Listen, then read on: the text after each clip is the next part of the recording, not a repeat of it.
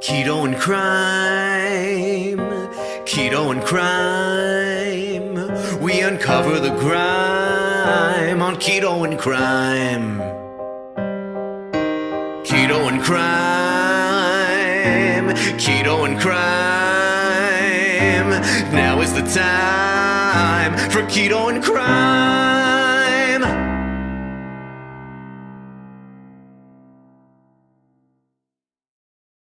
Hey everyone, Tracy here from Keto and Crime. Thank you so much to every single one of my patrons and channel members. You make this possible. And you're one of the reasons I do this. And I thank you, thank you, thank you from the bottom of my heart. And if I haven't said it before, thank you. I'll sing it. Thank you. Thank you for hanging in there with me and letting me geek out, not making fun of me like a lot of other people do, because I like weird stuff about crime and dark history. Re, re. Thanks, everyone. Hey, everyone. Welcome to Keto and Crime. Today, I have got a very special guest. I've got my good buddy, Alan Roberts from the Damn Collective. And I know that I'm normally a true crime channel, but since I'm on a weight loss journey, I also like to keep you guys posted on that. Alan has been integral. He's been helping me achieve my goals, which is almost 70 pounds lost. And Awesome. we're still going to be talking about crime here because he and the Damn Collective are in the habit of obesity across the internet. So Well, thank you very much. A pleasure to have me, or pleasure to have me. Pleasure to be here. Jeez. Sorry, I have a lot of caffeine running through me today, so that's okay. For your listeners, like, listen quick because I talk fast. So. Fine. That's fine. They're used to listening to me ramble on, so there you go. They know. But Alan, so tell us a little bit about your history in fitness, about the Damn Collective, about your YouTube channel, and then we'll get into some other stuff. Well, I for a long time I ran restaurants, and then I got into the healthcare field. God, 15, 18 years. Well, no, almost 20 years ago now. And I was a multi-unit healthcare executive focusing on nutrition for everything from hospitals through schools, mostly hospitals, Alzheimer's, skilled nursing, Alzheimer's units, memory care units, assisted living, those sorts of things. And I'd always been into fitness. I was kind of a gifted athlete when I was younger. The state champion pole vaulter and gymnast, martial arts, you name it. Like I'm luckily pretty gifted naturally for athletics. But then real world hits and all that too. So when I went into healthcare, I actually got myself in a kind of a bad physical shape. I've got some injuries that caused me to, when I do get out of shape, get very debilitated very quickly. Mm-hmm. And at one point in time, my knee was so bad I couldn't even walk around the mall with my wife. And my wife happens to be an incredibly gifted yoga instructor, personal trainer, that sort of thing. And she kind of nursed me back to health. So while I was in healthcare, I started kind of just doing some fitness entertainment because I have kind of like a weird, sarcastic, mean sense of humor, a lot of people think. But I started doing some fitness roasting comedy and on YouTube, and we honestly did it as kind of a joke. Like, we were trying to think of, like, when our son graduated high school, what we were going to do, because the plan was always for me to leave my very good, healthcare position, because I didn't like traveling as much. I had at one point in time, most of the Eastern United States was in my region, and I've helped write disaster policies for literally other whole counties and stuff like that. So it wasn't a small job by any stretch of the imagination. But we were just thinking about what ways we could be going to fitness. I would start training people again, and I was like, I'll start a YouTube channel, and if I make $100 from it, I'll take you to dinner. Blah blah blah, right? And it just kind of caught on pretty quickly. I was in 2017 or late 2016, I think, and it just kind of caught on.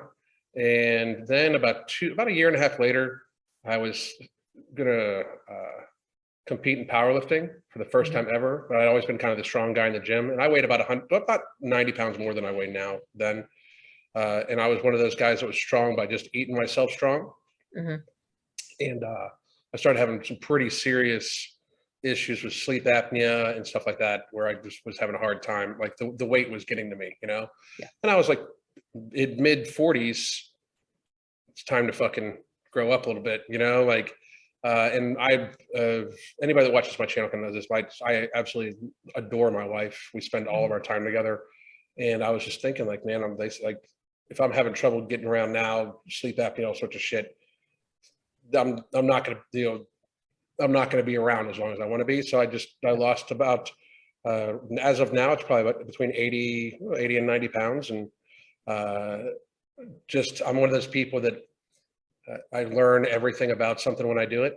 So, and I actually love reading studies and stuff like that. So I just started reading as much as I could about weight loss and stuff like that. And we've gone through several different iterations of the methods we use for our clients. And we're kind of refining it into more of like a hunger management style thing, where we help people deal with their hunger first. So we focus on being satiated, satisfied, like kind of just building a healthy lifestyle. It's not a diet. And it seems to be working pretty well. We have our second book coming out called Beyond Willpower, the Hunger Management Method. The first book was called Math and Willpower. Fuck being fat, math and willpower, was literally the title of the book. And then we have our upcoming appetite suppressant product called No Morbidity coming out. There's 4 patented ingredients. We're very excited about it. It's an amazing product because I think it will help people get to the point where they're able to work on their lifestyles. And that's the biggest thing. Like right now, in America, we have so many people, especially America, but all over the world, but especially America, we have so many people that just the way we eat is so bad when it comes to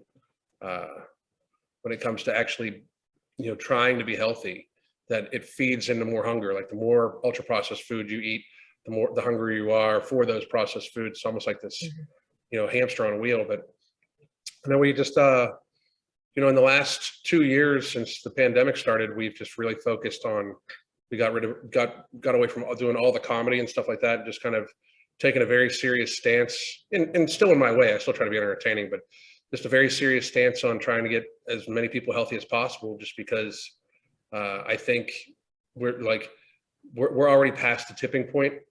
When I started really looking at the numbers like 2 years ago when the pandemic hit, like we're in a lot of trouble. A lot of people don't seem to understand that when you are like you're a true crime channel. One of the biggest crimes against humanity is how this has been handled in the last 2 years. And I'm not going to get super political for your channel or anything like that, but like the one thing we should have done more than anything is we should have encouraged everybody to get as healthy as humanly possible 2 years ago. Yeah. We should have been doing it beforehand. We absolutely should have been, but it's the greatest missed opportunity in public health in the modern era. Instead of, we were already very, not just obese, but we already had a lot of people that had very serious lifestyle driven chronic illnesses, just in how we like smoke too much, drink too much, eat too much, party too much, just don't sleep enough, don't hydrate nearly enough. And then instead of us focusing on that, we just it was kind of like a frenzy, and I just really, ever since I saw that we weren't really trying to right the ship, it just is kind of terrifying to me. That's why we've kind of devoted all of our time to making sure that people get as healthy as possible, because realistically, nobody else is. Very few, like the powers that be, so to speak, are absolutely not. But. No, that's actually how I found your channel. It was your first channel, Every Damn Day Fitness, or Every Damn Day Fitness. Yeah. It's still the same channel. I just changed the name. I changed the name because I just didn't want to get pigeonholed. Like too many people at the very beginning of 2020 were saying like, you're just, it says fitness in your name, just shut the fuck up. And I was like, well, we'll take care of that shit real quick. Because the fucked up thing was like, I was a healthcare executive for over a dozen years, I understood what was going on, you know what I mean? Right. Hi, sweetie. My cat wants to say hello to everybody. Awesome sauce. Oh, what's her name? This is Awesome Sauce. Awesome Sauce. Yeah. I've got a menagerie. That's the reason I looked so funny a minute ago. I accidentally kicked my little poodle who was laying under my desk. I wanted to make sure he was all right. She hears me talking to people when I go live or whatever, and she has to like make an appearance. Does that feel good? Yes, it does. She's wearing a little babushka. Anyway, but no, the original channel was Every Damn Day Fitness, and then I just changed the name of that. We also had a channel called In My Opinion, of course, and YouTube has deleted that channel for me. So they felt I didn't need that channel. Well, that's exactly how I found you. Is I was doing a movie review on the movie Fatopia. I interviewed the director, and I was getting a lot of hate from the quote unquote fat acceptance movement for my views. And I found you ranting against the fat acceptance movement, just like I was at the time, and I still ran against it. And that's how they're horrible people. They're horrible people. First of all, what a great movie that was. Yeah. Have you watched the second one? Because I'm actually an integral part of the second one. Oh, well, I'll check that out. I'll check that out. I'll review it as well. I'm in it. Like, he shares footage of me, but like a lot of the people, like basically from the first one, I think you'll find it very interesting because it's like this whole little sect of fat acceptance people called the grandmas. I don't know if you ever heard of them. I've heard of them. But they were doing this thing where they're the first people that called me a racist for saying that being fat is bad for you. Like, I was like, how the fuck do we get here? Because they're like, fat phobia is based in racism of fat black women. Like, I was like, what the fuck? First of all, like, that's racist as fuck because you're assuming that black women are going to be fat. Exactly. But secondly, I was like, I mean, it's so ridiculous. Secondly, these were all white women who fucking were coming after me. But they were doing shit like, because they knew they couldn't get to me because I just don't fucking care. You know, like I like, what are you gonna say? They went after Crystal for a little bit, my wife, and Crystal just kind of blocked them, you know. Yeah. But then they would do something where anybody that clicked like on any of my content, they would like badger them, you know, I was like, God, they have nothing better to do. But it was one of the first instances of like canceling. Like they were openly trying to cancel me.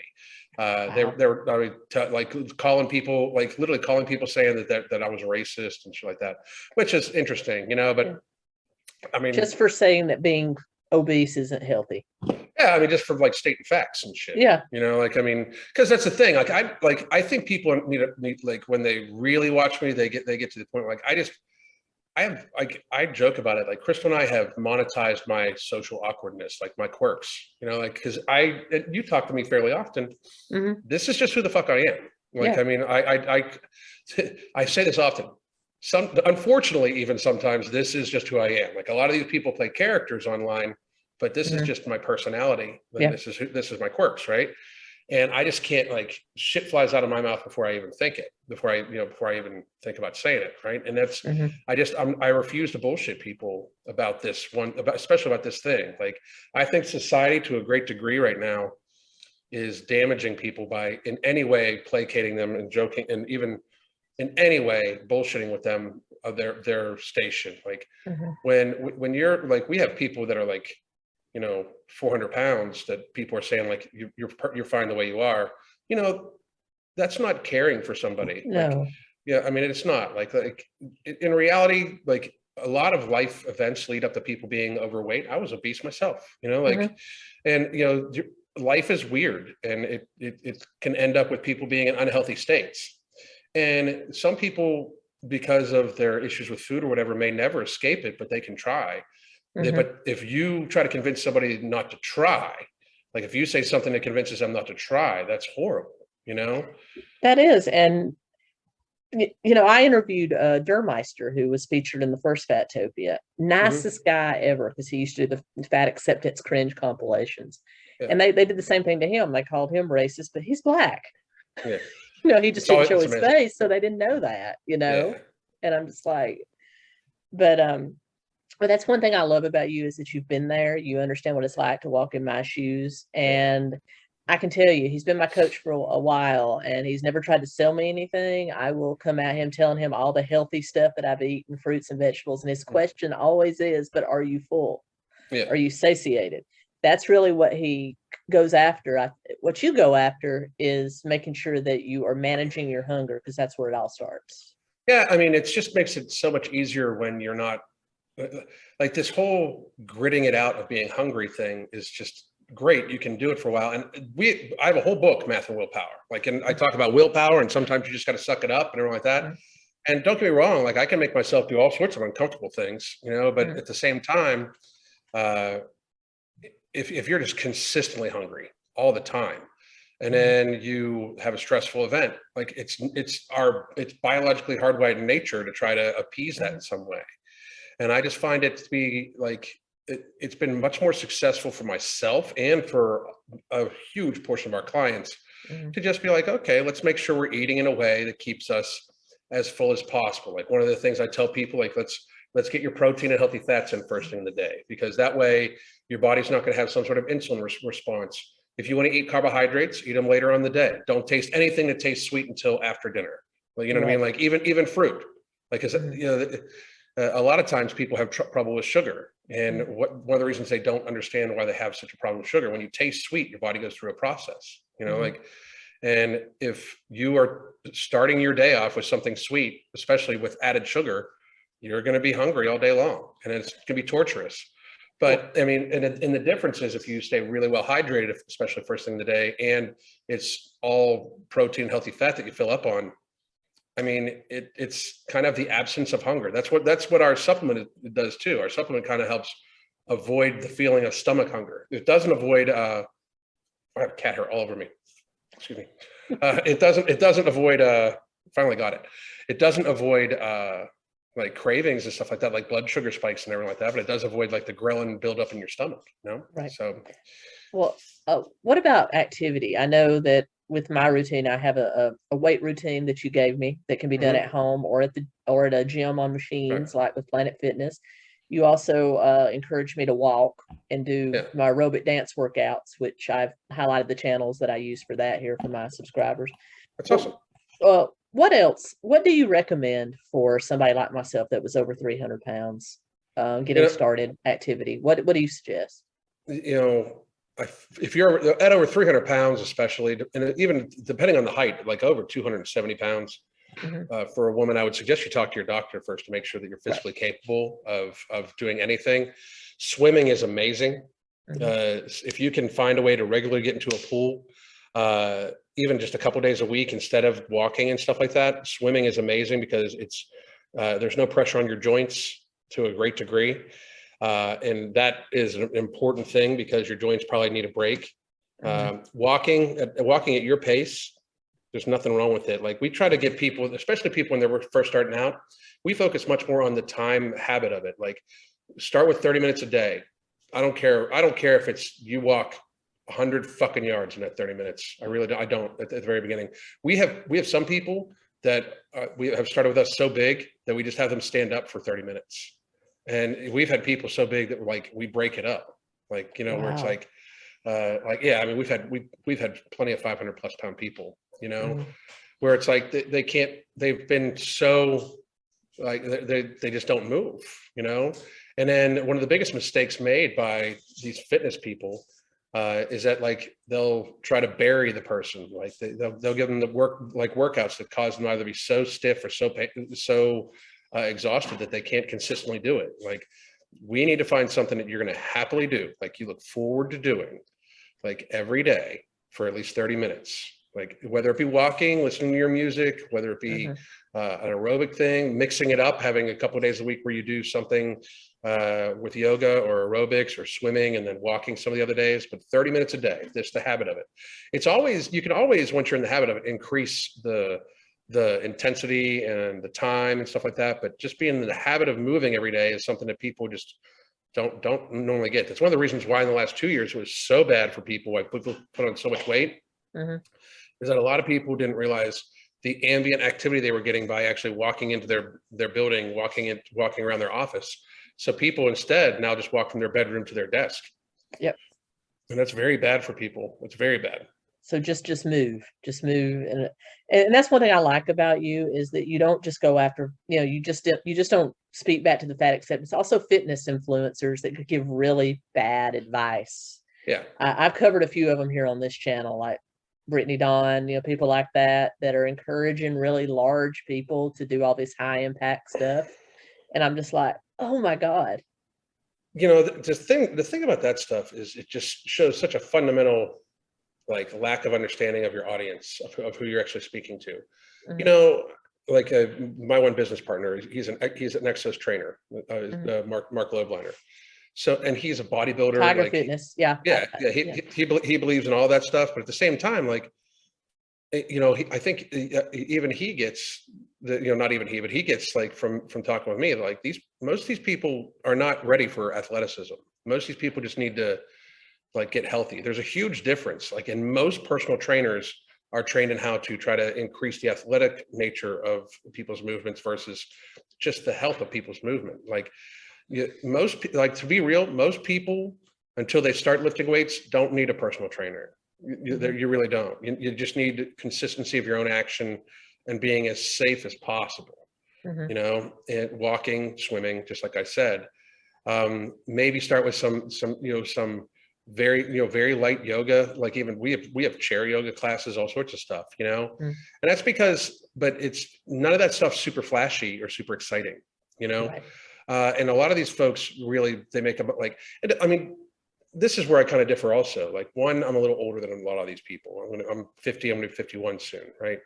And still, like, I mean, I've got a pretty good physique, but they just make their money, like, the attraction is like, look like me, look like me, look like me. Well, most of the time it's because they're young and or using something and or just happen to, like, they may even work really, really, really hard, but that's not applicable to the average person. Like, when you wake up and your job is to eat, train, and film yourself, it's a different scenario. Most of these people don't actually do their own coaching. Most of these people farm that stuff out to other people. Like, when we cut, like, when I like, it's Crystal and me on the app. That's it, you know, like, no matter what, you know. But a lot of these folks like have somebody that does that stuff for them. So their job is just to look pretty and to talk a good game.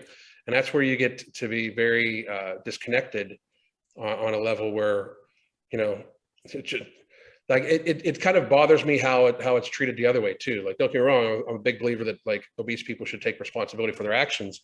But a lot of times when they're just like, come on, you can just do it. Like, they have these people jumping on shit. Like, let's be fucking real. Like, you're a 300-pound person. You shouldn't be jumping on boxes, like, at all, you know, like, and for any trainer that's ever come up with that thought process, like, you're not qualified to be fucking doing, like, you're gonna hurt somebody, you know.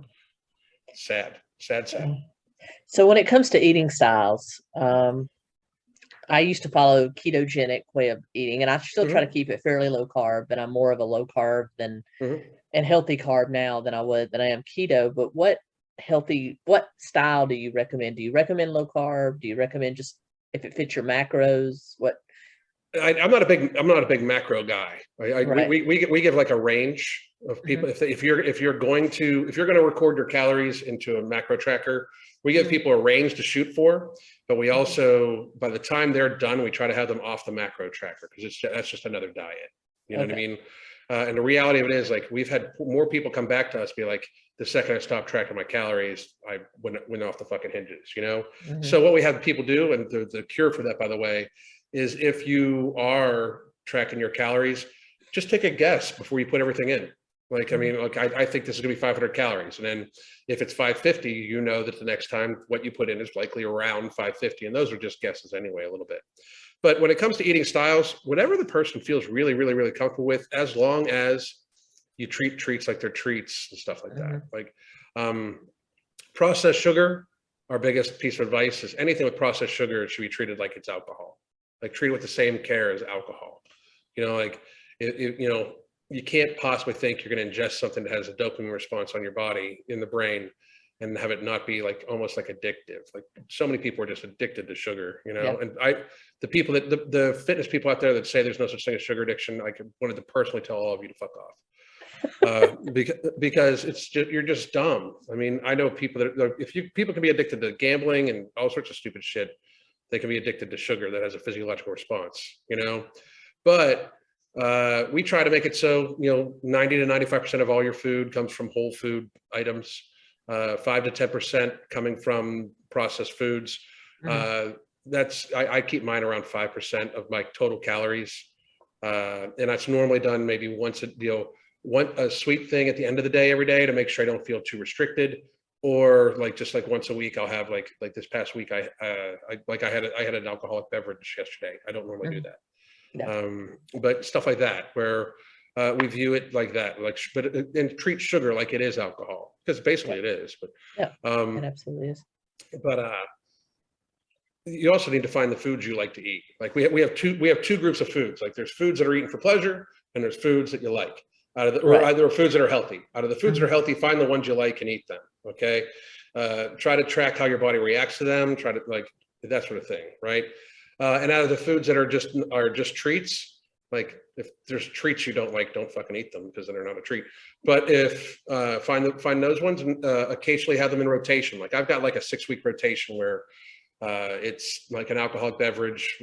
French fries is a big one for me. Like, when I eat French fries, I eat like fucking mountain. Yeah. And that's a trigger food for me. yeah. But frozen yogurt or ice cream is on like once a week I'll have one of these items just so I know I can have it, so I don't feel too restricted from it myself, because I'm what's known as a restrictive binge eater. If I feel too restricted, I end up eating everything in the cabinet. Right. So that's kind of how we go against that. Like I know I can have something that tastes sweet, once a day, and it's normally like a protein powder pudding or something like that. And then once a week I just have something just for fucking pleasure, like just for pleasure. So yeah, that's one thing I like. It's not restrictive. I've told you about things I thought you were going to get upset that I'd eaten, but you were like, well, did you enjoy it? Did you track it? So that's the thing. Like people get too fucked up about that. Like, what, you're never ever going to eat something ever again? Like I have one item. It's the peanut M&Ms is a binge trigger for me. I'll never eat them again. I'll never eat them again ever. But I mean, there's nothing else. Like if you have something that causes you to eat uncontrollably, if you even have a little bit of it, I would suggest you not have that. It's a binge trigger for you, or something like that. But I mean, it's the same thing. Like if you're an alcoholic, you shouldn't have alcohol. Exactly. It'll ruin your fucking life. It should be viewed that way, right? But at the same time, I mean, like it's not like I'm never gonna fucking eat French fries again. Like let's not be fucking. Let's not be crazy. It's not like I'm never going to have ice cream again. That's silliness, So if I'm going to at some point in time have it, I need to learn how to be able to incorporate it into my actual nutrition, and when it's appropriate to have it. It's the same thing like holidays. Like we insist that our clients enjoy the holiday. Like the last thing you want to do is build up a negative connotation with trying to be healthy by making a holiday, like ruining a holiday.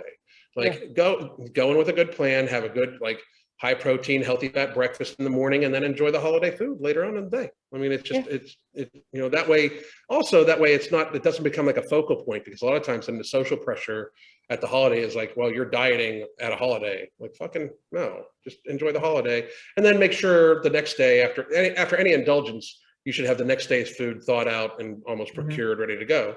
That way, it's a lifestyle. It's not a diet. It's like it's just a lifestyle. Yeah, absolutely. And everybody's is different. Like we have clients all around the world. We have clients in Australia, New Zealand, Japan, Bosnia, Great Britain. I have clients in Mexico, California, Alaska, tons in Canada. I live in Florida. Like we have clients in Hawaii. We've had one from Fiji at one point in time, New Zealand. Like we have clients from all over. So prescribing to one particular like thought process, we can't, like I don't even do meal plans for people, because like we have some people that like farm their own shit. You know what I mean? Like, I mean, it's shit like that. So one thing that you've never tried to sell me anything. You do offer supplements that are really, really great, or you're developing some supplements that are really, but you never tried to sell me any of that. You always tell me my multivitamin is fine. And your goal is to get people away from dependence on medication, unless it's, absolutely needed, because coming from healthcare, you kind of have, what kind of happens with healthcare and big pharma.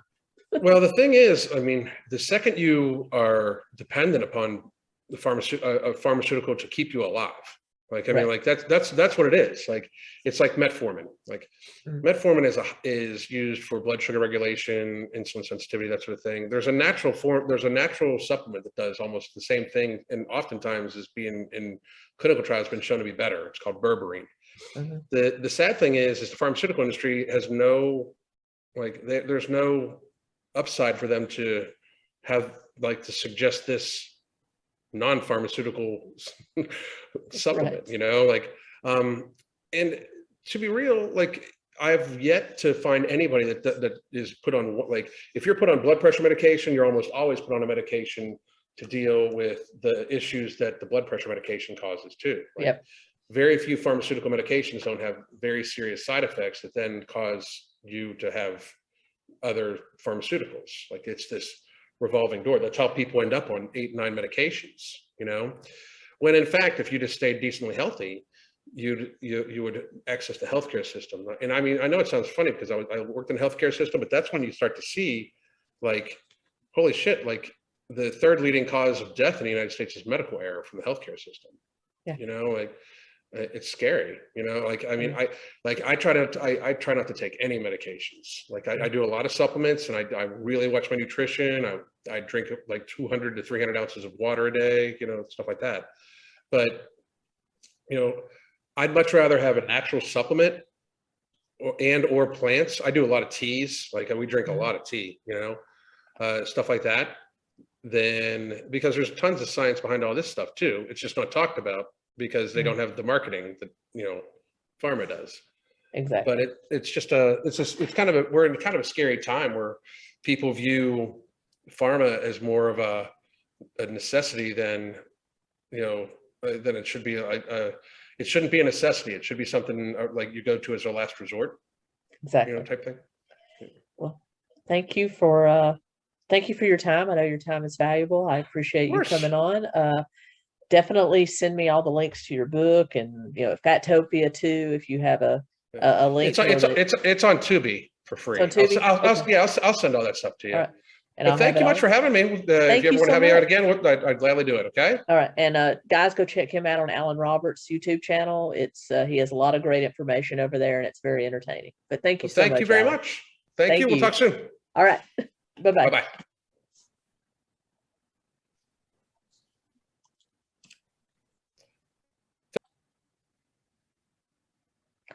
And with that being said, everyone, keto and crime.